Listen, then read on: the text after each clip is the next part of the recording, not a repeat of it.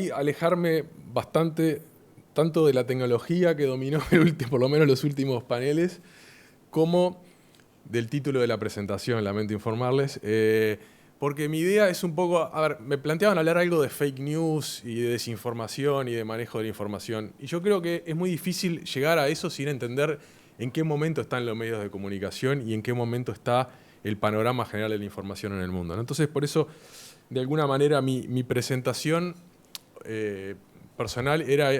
Yo entiendo que en este momento la información es un campo de batalla, ¿no? Hay un campo de batalla donde se mueven muchas fuerzas, y para entender lo que está pasando hoy y por qué estamos hablando de fake news y de desinformación, hay que entender de dónde venimos y cómo ha sido el proceso que nos ha llevado hasta aquí, ¿no?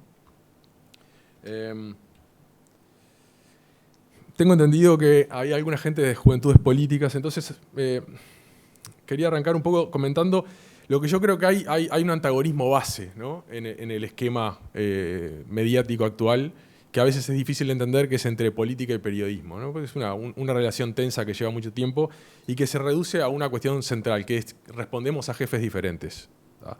O sea, ¿qué es lo que diferencia un periodista de un operador? Sobre todo que ahora esa frontera se ha difuminado mucho más, sin necesidad de dar nombres o cuestiones personales, pero creo que todos somos conscientes que en los últimos años hay como un límite más difuso de eso.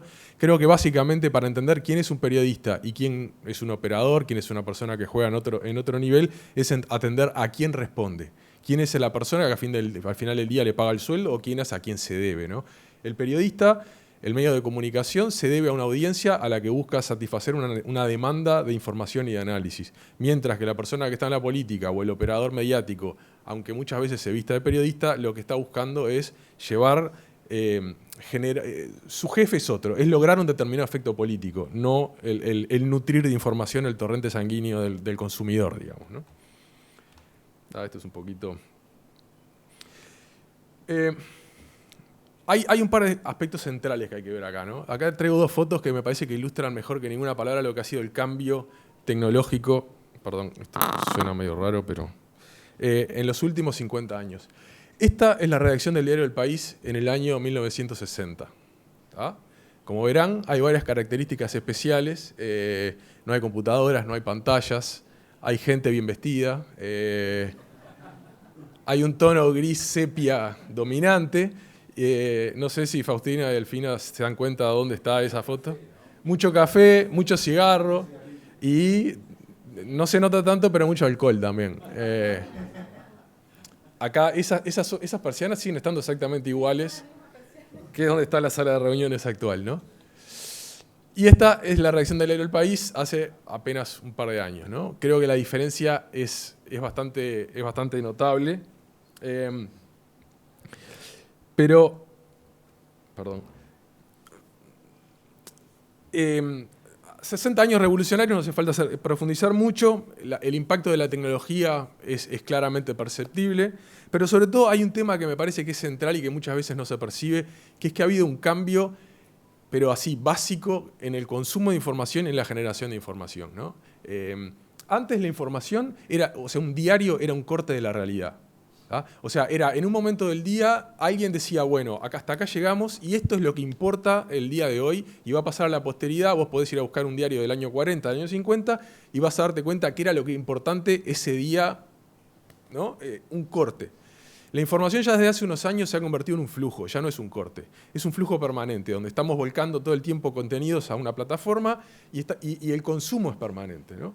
Eso genera un cambio muy drástico, porque que va desde los controles de calidad, que es imposible que sean los que había antes, genera en el consumidor una sensación de que nunca estás totalmente actualizado, ¿no?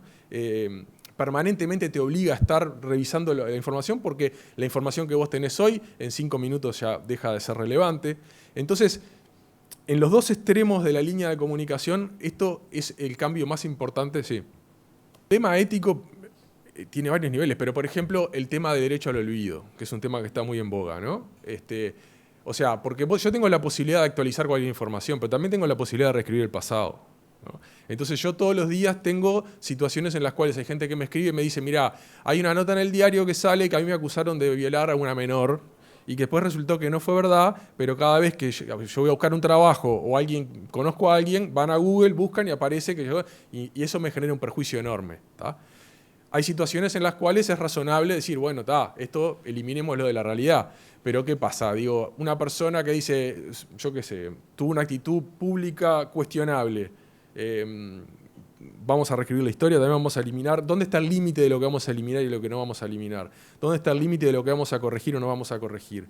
Entonces yo creo que tiene sus ventajas, pero tiene sus riesgos, ¿no? Y tampoco sé qué es mejor, porque también, como pasa en una cantidad de estas cosas, tenemos dos escuelas. Tenemos una escuela que defiende, sobre todo a nivel europeo, mucho lo que es el derecho al olvido, y otra escuela que dice que no, que es más a la americana, influenciada también porque las grandes plataformas son generalmente americanas.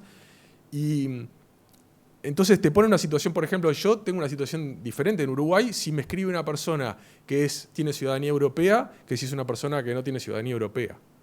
Se generan situaciones muy, muy extrañas, ¿no?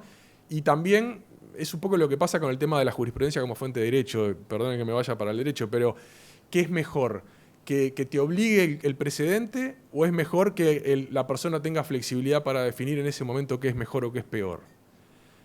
Entonces, se abren una cantidad de interrogantes ahí que bueno, estamos por ver todavía para dónde derivan, ¿no? En fin.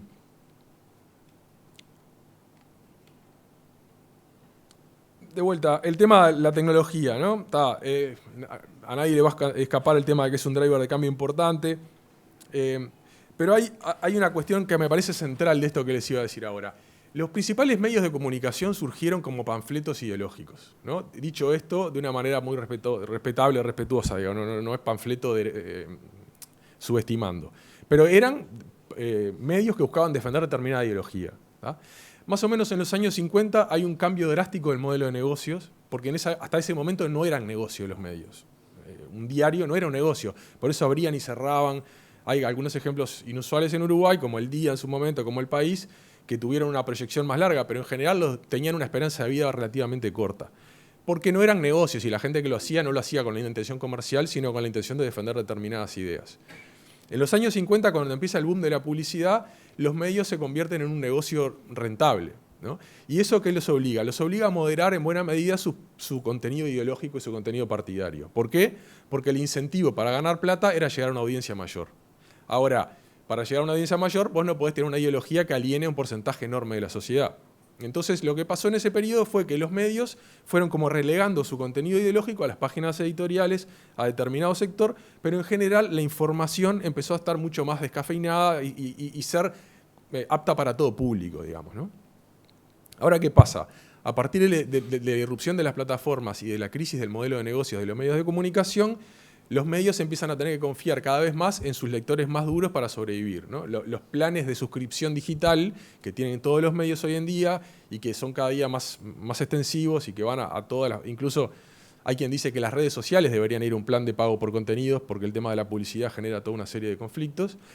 Lo que hacen es que te vuelven a poner de alguna manera en manos de tus lectores más intensos. Entonces a vos se te hace más caro el alienar a tus lectores más intensos. Nosotros lo hablábamos ahora con el embajador, de que hay lectores del País que dicen, a mí me gustaría que El País fuera un diario más del Partido Nacional, porque yo estoy suscrito a un diario que quiero que sea el diario blanco, pero yo como estoy a cargo de un medio, yo también tengo que encargarme de que sea un medio que sea rentable económicamente. Entonces, te ponen en una disyuntiva donde es muy fácil, de alguna manera, recalar en tu sector más duro y empezar a perder esa ambición generalista que yo creo que fue de alguna manera muy positiva en los medios, ¿no? Yo lo veía, por ejemplo, el día de las internas, tenés a La Diaria, que es un medio que tiene una comunidad, está muy recostado en su comunidad de lectores y que depende mucho de su comunidad de lectores, que el día de las internas puso una foto de COSE y de Orsi en la tapa.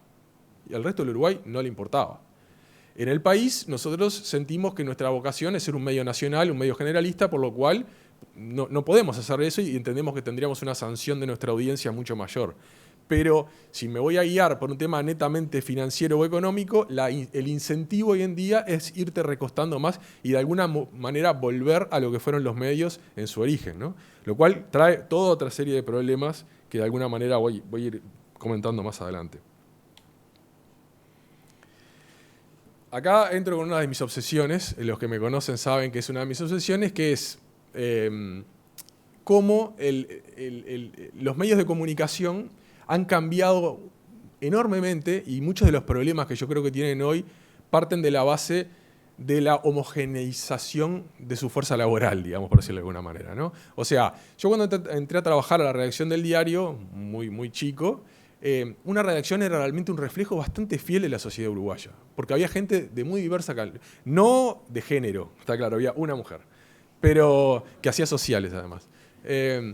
Pero sí, a nivel socioeconómico, digamos, era un corte bastante representativo de la sociedad uruguaya, porque había gente, estaba el hijo del tipo que trabajaba en la imprenta, que entraba como mensajero y empezaba a trabajar de periodista, y había gente de todos los barrios, de todas las maneras de pensar, era mucho más plural y diverso en ese sentido de lo que es hoy. ¿Por qué? Porque hoy, desde que el periodismo en particular se convirtió en una profesión universitaria, la gente que entra a una redacción entra homogeneizada por 4 o 5 años de una universidad donde se le estandarizan una cantidad de conocimientos, ¿no? O sea, eso es extremadamente positivo por el lado de que vos no tenés que enseñarle a escribir una cosa básica, que tienen una cultura general mucho mayor, que tienen una cantidad de talentos y desarrollos profesionales que son insuperablemente, notoriamente mejores a lo que se veían hace 30, 40 años. Ahora, eso también tiene un problema, y es que empieza a ser el reflejo de una sensibilidad y de una manera de ver el mundo muy particular, ¿no? Es un corte muy particular de la realidad. Eso es particularmente es grave en todos lados, pero es particularmente grave en una sociedad como la uruguaya, donde somos tan chicos y donde yo creo que si vos agarrás 8 manzanas de la ciudad de Montevideo, que encontrás al 80% de los periodistas del Uruguay, por ejemplo, ¿no? Entonces, cuando todos los periodistas van al mismo bar, leen el mismo libro y escuchan la misma música y tienen la misma sensibilidad, es difícil que los medios de comunicación puedan ser realmente que la abrumadora mayoría de la sociedad siente que reflejan sus inquietudes o sus percepciones o sus problemas, ¿no? Por otro lado, tenemos una fuerza que de alguna manera neutraliza eso, pero que también insume algunas amenazas, que es el peso que está teniendo hoy la audiencia en la agenda informativa. Que eso es un tema que a veces a los políticos en particular les cuesta enormemente entender, ¿no? Esto, por ejemplo, es un corte, es una imagen de una herramienta que usamos nosotros en el diario para medir el tráfico, que es Chartbeat, ¿no? No, este es Marfil, perdón. Y que apenas, este es un pedacito, nada, de toda la información que te permite tener sobre lo que consume la audiencia, ¿no? Tenemos las notas más leídas, arriba el volumen de tráfico, cómo va evolucionando a lo largo del día y comparado con los días anteriores, con un promedio de ese día del mes anterior, la cantidad de gente en este momento concurrente, las page views, los usuarios, el scroll, el tiempo de permanencia, la cantidad de compras de suscripciones, pero te ofrece, o sea, es el minuto a minuto del rating de la peor época de Tinelli. ¿Ah? Para los que tienen edad para acordarse de eso, ¿no? ¿Qué pasa? Es una droga esto. Vos podés estar todo el día mirando esta información y vas a encontrar, como pasa con toda la data, siempre también vas a encontrar la data que ratifique lo que vos querés que diga la data también, ¿no? Ahí hay un peligro. Pero de alguna manera te lleva a una demagogia, si vos querés, porque si vos te pones a ver las noticias, la inesperada reacción de Natalia Oreiro al video de un comediante argentino, no sé qué, es la tercera nota más leída, ¿no? O sea, estamos a una semana de las elecciones. Había cantidad de contenido, los contenidos que mostraron acá, por ejemplo, de Faustina y Delfina, de enorme calidad técnica, no sé qué, pero Natalia Oreiro les gana. No me hables de las semillas. ¿Qué pasa con esto? Si vos tenés un gerente general que está solamente para la plata, ¿cómo le explicás vos que tenés que invertir en hacer todas estas cosas que les mostraron antes, que están tan buenas, cuando de repente con un refrito, que según nos explicó Mangarelli, lo podés hacer con ChatGPT en 2 minutos de farándula, vos tenés el doble de tráfico? ¿No? Entonces, por un lado, te sirve para pincharte el globo de la cámara de eco que es hoy en día la sensibilidad y la visión de los periodistas, de la abrumadora mayoría de los periodistas del país. Por otro lado, te obliga a, te pone un poco al servicio de una audiencia cuyos intereses no siempre son los más edificantes o los más elevados o los más inspiradores, ¿no? Esa es la realidad. A mí me educaron en una redacción donde te decían, mirá, la receta de éxito de un medio es la dosis entre popularidad y referencialidad, ¿no? Entre lo que es importante y lo que es popular. La realidad es que hoy en día es mucho más difícil ese equilibrio, porque lo que es popular, y además nosotros a los periodistas que entran al diario, generalmente al principio están en la parte de web y muy pendientes de la parte de audiencia de lo que se consume, entonces después es difícil decirle, no, yo sé que esto lo va a hablar mucha gente, pero no lo vamos a dar. ¿Por qué? Porque a la imagen del país esto no va. O esto no lo queremos hacer, o, no sé, podría contar muchas anécdotas, pero no sé dónde terminamos con esto.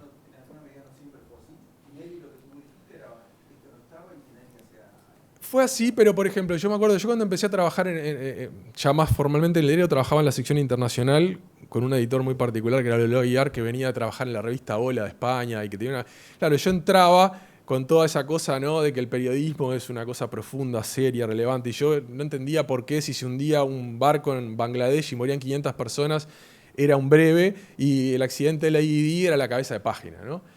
Y él me lo hacía entender de que tenías que atender a lo que era el interés de la gente.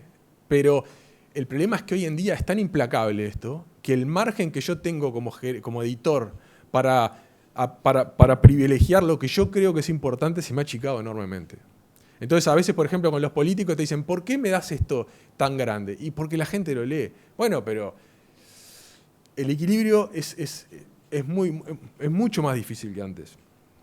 Porque además, antes lo peor que te pasaba era que te llegaba una carta a un lector 3 días después, ¿no? Ahora tenés en Twitter inmediatamente. Ya estoy contigo.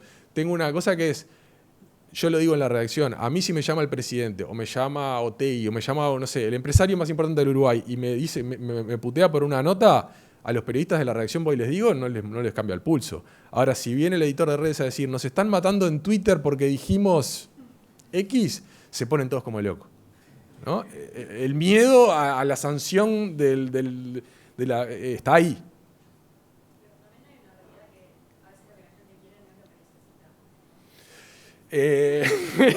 Bueno, lo que pasa es que eso te lleva a sí, es verdad, pero lo que pasa es que hasta dónde pones el límite, porque entonces terminamos haciendo el voto censitado, o sea, el voto calificado, ¿no? O sea, quién tiene autoridad como para decirle a la gente, no, mirá, que de hecho es un debate muy fuerte en esta sociedad, ¿no? Yo creo que a nivel político, no me quiero meter en temas políticos, pero hay sectores políticos que creen que la sociedad, a ver, por ejemplo, el tema del no fumar en los espacios cerrados, ¿no? Claramente, Tabaré Vázquez un día vino y dijo, esto es así, pum. Y la gente, al final del día creo que todos estamos de acuerdo que estuvo bien, ¿no? Pero ¿cuál es el límite que le pones a la figura pública poderosa que decide mañana que entonces, ¿sabes qué? Las remeras negras no. ¿Por qué? Porque das mala onda, ¿no? Es un riesgo. Bueno, pese a todo esto hay constantes, ¿no? Que es la tensión, políticos, empresarios, poder. Y hay un problema central acá, que es lo siguiente. ¿La información relevante cuál es? Si yo me levanto mañana y te digo, el día está lindo, te digo ahora, ¿para vos es relevante eso? ¿Vas a pagar una suscripción? ¿Te cambia la vida? No, ¿verdad? Entonces, para vos, si vos tuvieras que pagar por información, ¿qué es lo que pretendés? Información que esté justamente en el filo de lo que es sabido y de lo que no es sabido, ¿no? Empezando a toquetear el tema fake news, ¿no? ¿Qué pasa? La información de calidad, la información que justifica que una persona invierta en esa información, es la información que está en el filo de lo conocido y lo no conocido. Entonces, ¿qué pasa? Muchas veces se usa el fake news, o sea, el periodismo es la profesión del error. Eso me lo dijo una vez un editor cuando yo empecé a trabajar. ¿Por qué? Porque para que sea relevante no puede ser información absolutamente conocida por todo el mundo. Entonces vos estás jugando en una frontera donde es fácil cometer un error, ¿no? Ahora, ¿cuál es la diferencia ahí, para empezar en el tema, entre lo que puede ser calificado de fake news y lo que es un error? Bueno, es que yo lo que tengo es un compromiso, un contrato no escrito con la audiencia contigo que te digo, mirá, yo te estoy dando información de calidad que vos no conocés. Le puedo errar, porque es parte de, porque si yo me juego a seguro no te aporto nada. Ahora, la diferencia es que yo no tengo una intencionalidad oculta a la hora de darte esa información que te estoy llevando a un error para llevarte a determinada manera de pensar. Y por otro lado, que si me equivoco, voy a tener la honestidad de sentarme y decir, mirá, le erré, esto no era así, ¿no? Y me parece que ese es uno de los límites centrales que tenemos que empezar a ver. Accountability es una cosa que a mí me enseñaron en Estados Unidos que es central del rol del periodismo y que no, es increíble, pero no tiene una traducción al español esa palabra, ¿no? Que es el rol que tienen los medios como de ejercer cuentas al poder que no es solo el poder político, es el poder empresarial, es el poder sindical, es el poder de las ONG, es el poder de todos los organismos que están en el... Entonces vos, para ser relevante, tenés que estar en condiciones de exigir esas cuentas. Pero también te ponen en un lugar complicado, ¿no? Porque es fácil creerte también que vos sos una especie de... que tenés un rol en la sociedad que en realidad no tenés. Entonces también eso te obliga a jugar en un límite. Since you're attacking us, can you give us a question? No, Mr. President-elect. Mr. President-elect, since you are attacking our news organization, can you give us a chance? Your organization You are attacking our news organization. Your organization Can you give us a is chance terrible. to ask a question, sir? Go ahead. Sir, can Quiet, you state, quiet. Mr. President-elect, Go ahead. can you state She's asking a categorically, question. Mr. Don't be rude. President-elect, can you give us a question? Don't be You're rude. attacking us. Can you give us a question? Don't be rude. Can you No, I'm give not us a going to give you a question? question. I'm not going to give you a Can question. you state categorically? You are fake news. Sir. Go ahead. Ok. ¿No? Creo que ese video pinta exactamente lo que es esa disyuntiva, ¿no? El periodista que por un lado siente que tiene que exigirle cuentas al poder, pero claramente ese que es un corresponsal de CNN, digo, ¿no? Ubicate. Pero después tenés a Donald que está aprovechándose de eso, ya empieza, ¿no? a tener un rol. Pero bueno.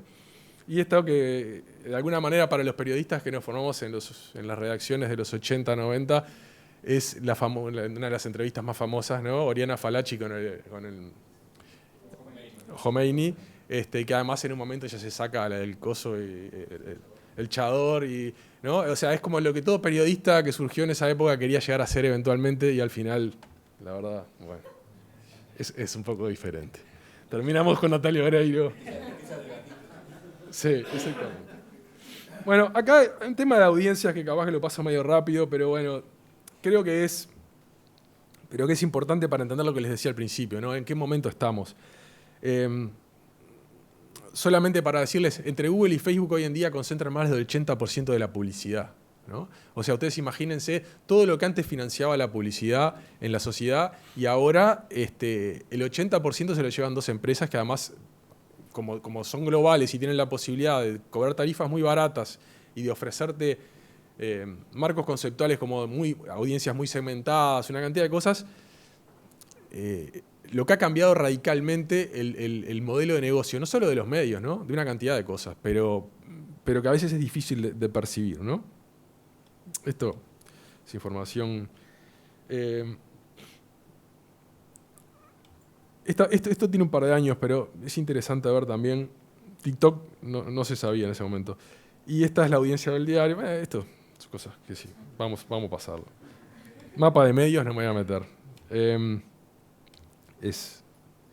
Pero bueno, esto sí es interesante en el sentido de que lo que yo les decía de cómo ha cambiado, ¿no? Antes había un esquema, en una redacción de un medio había un esquema casi militar, ¿no? Con rangos muy precisos. El cronista, el editor, la mesa, el director, y la información pasaba por 4 o 5 filtros antes de publicarse, ¿no? Ahora es imposible, como se ha convertido en un flujo, es imposible que yo, por ejemplo, esté controlando la información que sale en el diario todo el tiempo, ¿no? O sea, es más, hay cantidad de información que sale con un par de ojos nomás de revisada. Entonces, cuando hay gente, sobre todo mayor, que te llama y te reclama por la calidad y te dice, oh, pero ¿cómo va a salir? Hay una falta de ortografía. Y yo digo, mirá, loco, yo estoy acá, digo, esto es un torrente de agua que te sale, ¿y vos qué podés hacer? Vos controlás un poco ciertas cosas, pero los estándares de calidad claramente son inmanejables. Pero también hay una cuestión de demanda de la audiencia, o sea, la audiencia te demanda un torrente de información permanente y un volumen de información para mantener el volumen de tráfico general que hace que sea imposible de sostener eso, ¿no? Esto es otro tema que es central, que para los que no hacen periodismo muchas veces es muy difícil. ¿Qué es lo que hace que una cosa sea noticia, ¿no? Había una frase muy famosa cuando yo empecé en esto que decía, ¿no? La noticia es cuando el hombre muerde al perro y no cuando el perro muerde al hombre, ¿no? Eso ha cambiado bastante en algún sentido, pero sí hay un par de tips que son centrales para entender eso, ¿no? Uno, por ejemplo, lo que yo les decía, el ferry que se hunde en Bangladesh con 300 personas muertas y que es un breve o que es una notita chiquita así, pero hay un accidente de tren en Italia o en España y mueren 2 personas y es una cabeza de página o es una nota importante. ¿Por qué? ¿Porque vale menos la vida de un bangladesí que la de un italiano o un español? No. El problema es que la gente considera importante una información. Hay un mecanismo de autodefensa, ¿no?, que hace que vos te vayas a fijar o a detener a leer algo cuando crees que vos podrías estar involucrado en eso. ¿Ah? Y la realidad es que en Uruguay la gente siente que puede ser parte de eso que pasó en Italia, que pasó en España, y le resulta mucho más lejano lo que pasa en Bangladesh. A mí me pasa mucho con el tema del conflicto de Medio Oriente, que muchos amigos de la comunidad judía me dicen, ¿por qué se le da tanta relevancia al conflicto de Medio Oriente cuando en Sudán del Sur hay una guerra que se están matando desde hace 2 años y a nadie parece importarle? Y muere mucho más gente y no sé qué. Bueno, lo que pasa es que en Uruguay tenemos una comunidad judía muy importante, tenemos amigos, muchos hemos viajado, es mucho más propio lo que pasa en Medio Oriente para nosotros que lo que pasa en Sudán del Sur, donde no tenemos la más remota idea. Entonces, no se pueden poner a un mismo nivel de relevancia. ¿Eso muchas veces produce situaciones injustas? Sí, pero es el mismo debate que hay detrás de cuando se dice por qué las malas noticias son noticias y las buenas noticias no. Bueno, porque es un mecanismo de autodefensa que tiene la gente que, porque quiere evitar que le pase algo malo, cuando lee de algo malo que pasa, le presta más atención que cuando es una buena noticia, ¿no? Aunque eso, de alguna manera, está un poquito... Tuve hace poco una polémica, me invitaron a un programa de radio medio extraño, de gente muy antivacunas y todo así. Y entonces me echaban en cara toda la cobertura del diario. Me decían, pero vos estás formando a la gente. Le digo, mirá, yo qué sé, yo no creo que esté formando. Yo en realidad lo que estoy tratando de responder a una agenda, o sea, mi desesperación es ser relevante para vos, hoy en día. Yo estoy peleando por la relevancia. Ese es el eje del problema de los medios hoy en día. Yo antes... Los medios durante mucho tiempo estuvieron en la punta de la montaña, diciéndole a la gente lo que había que pensar, lo que había que decir, lo que era importante, lo que no era importante.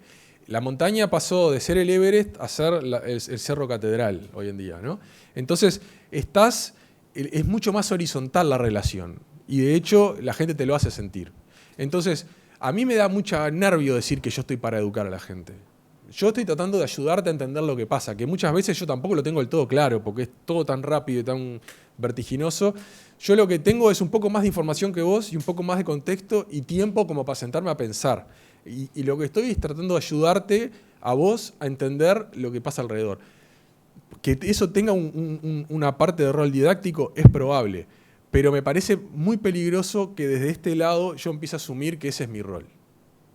Porque creo que una de las cosas más complicadas que le pasó al periodismo es el pecado de soberbia, ¿no? Y creerse durante mucho tiempo que vos marcabas la agenda, que lo que vos decías era lo importante y lo que decía el otro no, porque eso generó una distancia con la audiencia que en muchos sentidos ahora que todo se ha igualado, te lo hacen sentir, ¿no? Yo creo que si vos mirás atrás de la polémica que hay, sobre todo en Estados Unidos hoy, con el rol, lo que se llama legacy media, ¿no? Elon Musk, que es uno de los grandes impulsores de todo esto, parte del problema es que realmente durante mucho tiempo los medios pecaron de soberbia y de ponerse en un lugar que yo creo que no es constructivo. Un detalle interesante es lo de la primicia en baja, ¿no? O sea, durante mucho tiempo los medios mataban por una primicia. Hoy en día la primicia se cotiza mucho menos que antes. ¿Por qué? Porque a los 10 segundos lo tiene todo el mundo. Y porque el apuro te puede llevar más a errores. Entonces, por ejemplo, en la redacción del diario lo pensamos mucho. Yo tengo este dato, lo tiro y yo tengo que equilibrar. ¿Qué es lo más importante que tiene un medio hoy? La credibilidad, ¿no? Entonces, si yo tengo una información que no la tengo suficientemente chequeada y me tiro de cabeza a darla, el daño que me va a generar a mí en mi credibilidad es mucho mayor que la ganancia que voy a tener por una primicia. Lo que pasa es que hoy en día yo creo que marca más la identidad de un medio lo que no publica que lo que publica. Porque, en fin, yo qué sé, hay muchos motivos, pero la realidad es esa. O sea, vos no vas al país hoy en día esperando conseguir la información inmediata más. Vos lo que necesitas es que si hay el accidente del ómnibus, que yo prefiero poner a mi gente a tomarse el tiempo de averiguar el tipo, estaba enfermo, no estaba enfermo, cómo fue, todo eso que me lleva más tiempo, o sea, que a ponerme a pelear por una primicia que nunca la voy a ganar a Twitter, ¿no? Pero es un cambio de mentalidad muy grande, ¿no? O sea, yo soy de la época en la que entraba alguien con una primicia al diario y gritaba, ¿no? Gol en el Fosa, gritaba Canario Barreneche cuando tenía una primicia. Y hoy en día la verdad es que, bueno, pará. Y un poco de lo que habíamos hablado, ¿no? Algunos mitos. Esto de que los medios definen la realidad, yo creo que no es así. Nosotros apenas estamos intentando entenderla y ayudarte a vos como si apostás a nosotros, a entenderla con nosotros. No creo que los medios definamos la agenda ni definamos la realidad. De vuelta, el clásico, ¿no? Que los dueños marcan la agenda de los medios, eso está completamente fuera de la realidad. Cualquiera que pise una redacción y sabe que la vida... Hay un tema atrás de esto que es un poco el fenómeno Salle, ¿no? ¿Cuál es el appeal del fenómeno Salle, en el fondo? Más allá de ser antisistema. Salle es una persona que en el fondo es extremadamente religioso. ¿Por qué? ¿Qué pasa? El loco te habla de Club Bilderberg, te habla de que todo el mundo tiene una cuestión atávica de que queremos creer que hay un orden en el mundo. Queremos creer que hay alguien que toma las decisiones. Que todo, en el fondo, este caos en el que vivimos, hay una explicación.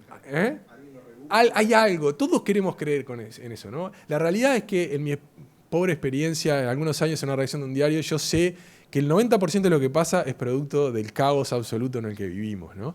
Pero claro, pero no es atractivo. Es muy descorazonador vivir en el caos, ¿no? Es como quienes tienen una convicción religiosa y los que no. A mí me hace mucha gracia a veces cuando veo yo soy ateo, soy ateo, no vengo de una familia religiosa, nada, pero es duro no tener convicciones religiosas. Es tremendamente solitario, es angustiante, ¿no? Pero lo que pasa es que en el fondo uno quisiera tener ciertas certidumbres de que hay un orden. Y me parece que la receta de todas estas teorías conspirativas y todo es que en el fondo lo que te venden es eso. Y en los medios pasa lo mismo. Hay toda una teoría de que los medios como que tienen una cabeza atrás maquiavélica que te está diseñando la agenda, ¿no? La Nata decía, a mí me dicen que yo diseño, yo con suerte puedo leer la tapa del diario y 2 notas de adentro, ¿no? Y la realidad es esa. Yo, con lo que se publica en el diario, yo soy el responsable legal del diario. O sea, yo tengo que ir al juzgado por todo lo que sale en el diario. Y voy. Y sin embargo, no estoy en condiciones de leer todo lo que se publica. Y es más, muchas veces no estoy de acuerdo con todo lo que se publica. Pero hay un momento donde vos elegís lo mejores y después te encomendás a quien puedas encomendarte y desear que las cosas salgan bien. Ahí depende de cuál es tu objetivo final, ¿no? O sea, yo trabajo en un diario que tiene 108 años de vida, 106. Sí, ¿está? Soy abogado, las matemáticas no son muy fuertes, ¿está? Entonces yo de alguna manera tengo, de cierta manera, la obligación o la misión de que eso siga, no sé, 100 años más, ¿no? Yo estoy un pedacito ahí en eso. Entonces, ¿esto qué es? ¿Es una maratón o son 100 metros? Pero si vos tenés un programa de radio, empezaste hoy y necesitas hacerte conocer, el incentivo a ser rupturista o el costo que tenés por el riesgo es mucho más bajo, ¿no? Entonces vos podés ser más audaz y probar cosas. Entonces ahí es donde depende de dónde estés, ¿no? Capaz que para un medio como El Observador, que viene un poco más abajo en la escala de referencialidad, etcétera, necesitan estar en la conversación, ese riesgo no es tan caro. Si yo pusiera a Fantino a hacer eso en el país, el costo que pagaría sería enorme, reputacional. Entonces, yo no quiero juzgar porque me parece que depende de dónde estés parado, ¿no? Pero bueno, algunos peligros rápido. Para mí, el peligro principal, que ya les decía, ¿no? Es lo que se llama el groupthink, ¿no? El pensamiento de grupo, que creo que existe en todos los ámbitos. Me parece que si vemos... Lo hablábamos recién, ¿no? Los análisis postelectorales de la Academia de Ciencia Política en Uruguay en general creo que son reflejan bastante bien lo que es un pensamiento de grupo, de cámara de eco muy endogámico, ¿no? Y me parece que en todas nuestras actividades, nosotros hoy en día es muy fácil quedar presa de esa cámara de eco. Y que parte del éxito en cualquier profesión creo que hoy es ser capaz de pinchar esa burbuja y animarte a entender que hay otras maneras de ver la realidad y tratar de exponerte lo más posible, ¿no? Porque es muy fácil meterte en un cerco protector de silenciar cuentas acá, elegir esto allá, me informo acá, ¿no? Que eso siempre existió, pero había antes mucho más puentes a la realidad. Vos ibas a un bar, vos tenías que estar en la calle, había muchas más maneras de que se te pinchara ese globo. Hoy en día realmente el globo puede llegar a ser implacable y me parece que uno de los desafíos que tenemos, no solo el periodismo o la política en particular, pero todas las actividades, es ser capaz de entender eso y de tratar de pincharlo, ¿no? La presión de las audiencias, que es algo que ya les mencionaba, el tema del lobby, etc. Pero esto me parece que es central, y ya para ir terminando, ¿no? Por más que hay mucho globito ahí, pero los voy a pasar rápido.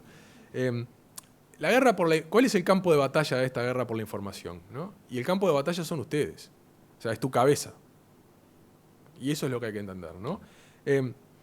¿Qué pasa? Estamos en lo que se llama la economía de la atención. Creo que es algo que todos lo hemos estudiado, ¿no?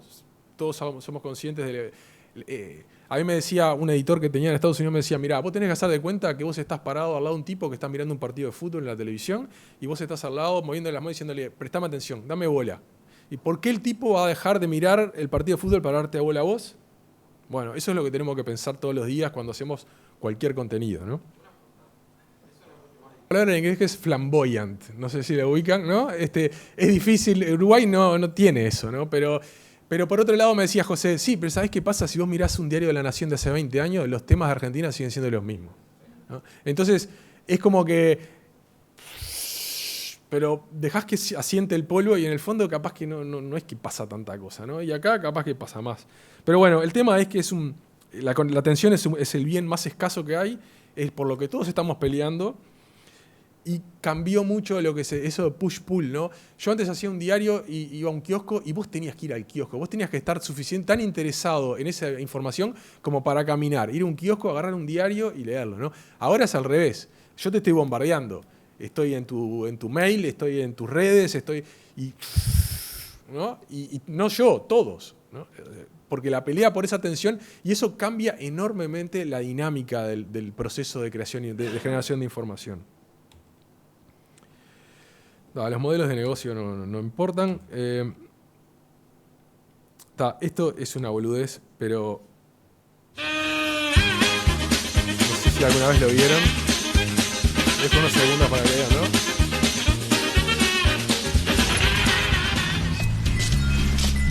Hola, buenos días. Hola. Venía buscando una linterna. Pues las tenemos de pilas, de LED, recargables. ¿Qué es lo que está buscando? Pues una linterna que alumbre bien, una linterna normal, que sea buena. Tengo lo que necesita. Y además es gratis. ¿Gratis? Me la quedo. Quieto.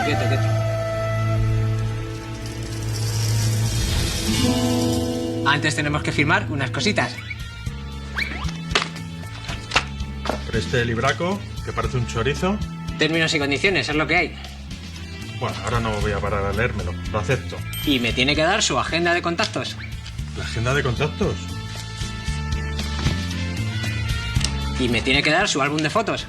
¿El álbum de fotos? Sí. Pero es que tiene fotos privadas. Y me tiene que dar su contraseña de la taquilla del gimnasio. La contraseña de la taquilla del gimnasio. Peter, 1, 2, 3... La P con mayúscula. Y una cosita más. Me tiene que demostrar que no es un robot. Bueno, es bastante estúpido, pero es la historia de todos los días, ¿no? ¿Alguno de ustedes leyó alguna vez los términos y condiciones de cada cosa que aceptan? ¿Verdad que no? Bueno. Las agencias de comunicación. Sigo. Bueno, a ver. Esto es un poco lo que ya mencionaba, ¿no? La clave hoy en día en un medio es tu identidad. Es qué identidad tenés. Entonces, el paradigma de la objetividad, muerto, ¿no? Está claro que no existe ni siquiera ChatGPT. A mí me parece una cosa interesante que explicaba Mangarelli, ¿no? Cómo ChatGPT de alguna manera representa los sesgos de los que le dan la información, ¿no? Toda inteligencia artificial es tan inteligente como la data que vos le suministres. Y quien le suministra la data siempre tiene sesgos. Entonces, también, si eso tiene sesgos, es como ridículo pedirle a un medio o a un periodista que sea asexuado, neutral, ¿no? Que no tenga... Entonces, yo creo que el eje de todo esto es que vos estamos muy malcriados en el sentido de que queremos que nos den la comida masticada, ¿no?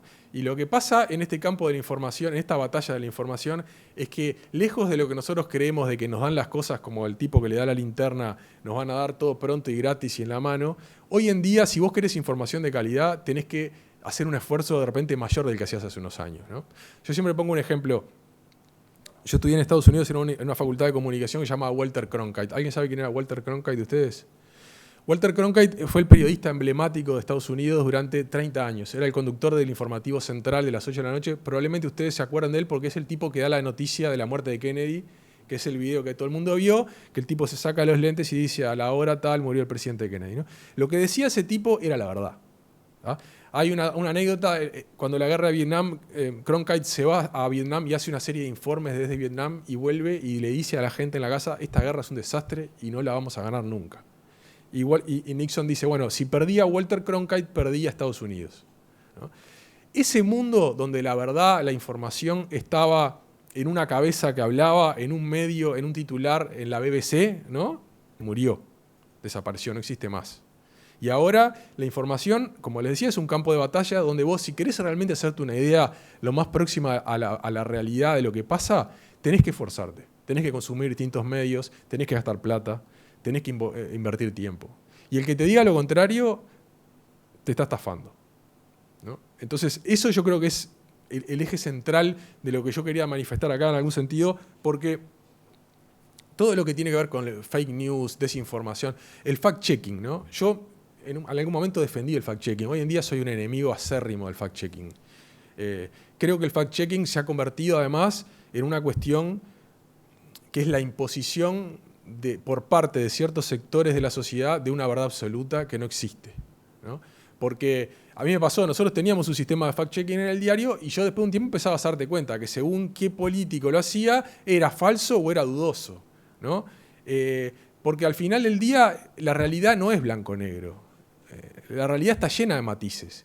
Y si vos crees que yo me voy a parar acá y te voy a decir esto es verdad y esto es mentira y voy a ser como una especie de robot de que vos vas a saber, no es así, no funciona así la realidad. Y entonces lo que pasa muchas veces es que amparados en este criterio como cientificista de que yo te voy a decir lo que es verdad o es mentira, se oculta un sesgo que termina imponiéndose en la sociedad de una manera hegemónica que es tremendamente perjudicial, ¿no? Y yo creo que eso es una de las cosas que ustedes tienen que estar más despiertos como amenaza, ¿no? Una pregunta en cuanto al feminismo, digamos. Si el diario... Esa es la persona adecuada que se la vas a hacer, sí. Si el diario tiene un sector, digamos, o una persona que se encarga de por ahí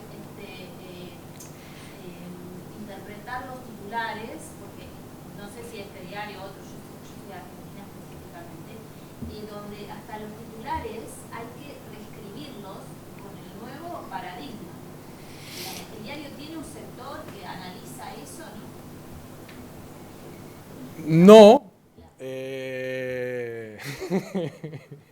Tenemos un sector feminista muy duro dentro del diario que yo lo tengo como una presencia permanente que me respira en la nuca y que me hace muchas veces ser más cuidadoso con algunas... No, que yo puedo contar un caso. El sector feminista resultó ser como los hombres digital. Fue cuando... ¿La caricatura de Lotza? No, Viola Yani denunció a Alberto Fernández y yo titulé Voy a explicar de Alberto Fernández y enseguida salió Ángel Guzmán Digital. No vas a poner la mujer. La encuadré y yo le digo, bueno, está, pero, o sea, se dice la mujer, no podemos, y cambiaron enseguida, cambiaron la expareja, que me parece bien, pero claro, es algo como ya está entrenado, me parece, en todo. Sí. A ver, no funciona así, como tú planteás, de tener que reescribir, pero sí hay una conciencia de que hay determinadas cosas que no pueden ser como se hacían hace 30, 40 años. El problema también es que hay una conciencia de que no podés tampoco vivir esclavo de determinadas agendas, ¿no? Porque vamos a ser sinceros, como pasa con todo en el mundo, hay un punto en el que se convierte en una especie ya de negocio particular, ¿no? O sea, yo tuve que hacer hace un año o dos un taller de feminismo con todos los gerentes del diario, por ONU Mujeres, ¿no? Y la verdad que yo no podía creerlo, porque era una estafa, era una robada de plata.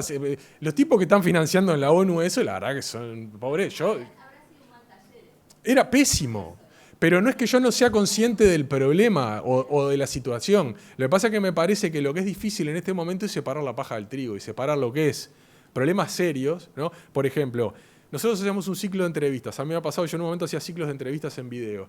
Y yo me esforzaba porque fueran 3 hombres y 3 mujeres, ponele, ¿no? Y muchas veces lo que me pasaba era que las mujeres que yo proponía me decían, esta no tiene nada para decir. Y no me lo decían hombres, me lo decían mujeres. Y digo, ¿por qué esta no tiene nada para decir? ¿No? Entonces, a ver, es un tema importante. El problema es dónde, es como en todo en la vida, dónde está el equilibrio, ¿no? ¿Dónde está el punto justo? Un profesor de acá de Ort que desarrolló un modelo de inteligencia artificial para detectar sesgos, en este caso particulares feministas, dentro de las redacciones de los artículos. Hay una tesis publicada ¿Sesgos hacia el feminismo o contra el feminismo? es un modelo de inteligencia No artificial. hay ninguna inteligencia artificial, que ese lo aceptan. Contra ese nadie se queja. Que hace 100 años No, lo o sea, tratamos machistamente y lo aceptamos. No, a ver. Yo lo que digo es, yo por ejemplo desconfío enormemente de eso. No, me interesa. Pero lo que pasa es que yo creo que hay un problema que en esta sociedad, y que el periodismo lo está padeciendo enormemente, que es la necesidad de una voz que te resuelva los problemas. Entonces, pasa con los estudios científicos, ¿no? Porque hay un estudio científico que dice que 8 de cada 10... Pero escúchame, si vos agarras los números y los torturás suficiente, van a decir lo que vos quieras, ¿no? Entonces, por supuesto que durante mucho tiempo, yo trabajé en una redacción donde no había ni una mujer, había una mujer, ¿no? Pero eso no les generaba ningún problema. No, porque culturalmente era lo razonable, era lo aceptable, ¿no? Entonces ahora hay que aprender que... Por supuesto, pero ¿qué pasa? Es como lo de la presunción de inocencia. Me estoy metiendo en un baile acá que ya no sé.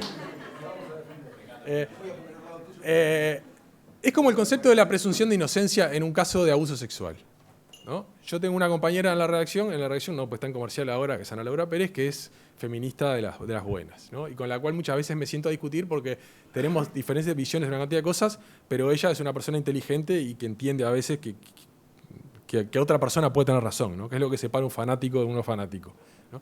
Entonces, discutimos y hay un punto en el que empezás con el tema de la presunción de inocencia, que para mí es un principio sagrado, yo soy abogado, mis profesores más progresistas eran los que me defendían eso y que ahora parece que caducó, que es de facho la presunción de inocencia, ¿no? Y entonces yo le digo, pero escuchame una cosa, no puede ser, estos son 500 años de evolución de las instituciones jurídicas, no es un capricho de 4 viejos en un bar, ¿no? Esto tiene un motivo, no. Y al final del día me dice, bueno, ¿sabes lo que pasa? Durante 500 años fue de una manera y no pasaba nada. Que ahora uno cada tanto marche por esto, que se la banquen. ¿Está? Y yo qué sé, no sé si eso está bien. ¿No? Pero está, en fin, no sé. No quiero tampoco... ¿Quieres hacer una consideración final, Martín? No sé si hay una pregunta. No, tenía acá algunas cosas que me parecen interesantes sobre cómo muchas veces los sesgos de los medios no son sesgos de los medios, sino que son sesgos de los periodistas que trabajan en los medios. Vamos a tener que organizar la parte 2, Martín. ¿Qué te parece? Sí, yo creo que sí. Sobre los scratches y el debido proceso. Sí, a ver. Lo que sí quiero decir es que simplemente recalcarme en un concepto que me parece que es importante, que es, no podés esperar que nadie te dé la solución a todos los problemas, que si vos querés consumir información y querés ser una persona informada y querés entender lo que pasa a tu alrededor, hoy en día te cuesta un esfuerzo más grande que el que te costaba hace 20 años, y que incluso es discutible si hace 20 años en realidad era tan bueno, ¿no? Creo que... Y que muchas veces ese esfuerzo implica el esfuerzo todavía mayor de salir de tu área de confort y de tu cámara de eco y de lo que está aceptable pensar en tu entorno para darte cuenta de que hay otras maneras de pensar. Pasa mucho esto con lo que se llama el discurso, toda la polémica del discurso de odio, a mí es un tema y la libertad de expresión y el derecho a ofender, que es otro tema que está muy arriba de la mesa, ¿no? Que me parece que es central. Yo creo que no se puede, en realidad, no se puede hablar de nada importante sin arriesgarse a ofender a alguien, ¿no? Entonces, para poder avanzar como sociedad, vos tenés que estar en condiciones de discutir los temas complicados y de decir cosas que a veces podés arriesgarte a ofender a alguien. No porque quieras hacerle un daño, porque seas mala persona, sino porque es difícil romper las barreras de lo aceptable y del confort de tu área, de tu cámara de eco, porque si no vamos a terminar una sociedad castrada desde el punto de vista intelectual, en el cual por tener miedo a ofender a alguien o salir de ciertos cánones, no avanzamos. O sea, lo último, la libertad de expresión y la libertad de prensa es una subespecie de la libertad de expresión, ¿no? ¿Y por qué es importante la libertad de expresión? Porque lo que hace es que vos puedas construir sobre lo que piensan los demás una versión superadora, ¿no? Y lo que yo veo es que en el tema de los medios y en la arena de la batalla de la información, muchas veces, por miedo a ciertas cosas, nos estamos quedando demasiado encerrados en lo que está bien pensar, y estamos estancándonos de una manera que si demoramos mucho, acá el ChatGPT nos va a pasar por arriba y vamos a terminar no sé haciendo qué, ¿no? Pero bueno, ese era un poquito lo de... Bueno, excelente.